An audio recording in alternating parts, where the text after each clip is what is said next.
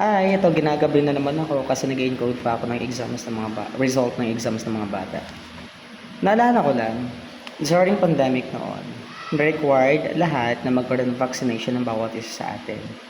Tapos may bali-balita na kung sino yung na bakunahan para sa COVID-19 ay magiging zombie daw. Wala, kinabahan talaga ako.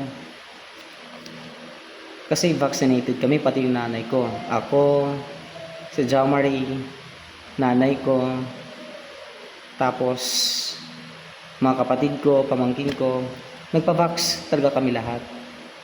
Magkamukat-mukat, ilang taon, akala ko lahat ng vaccinated magiging zombie.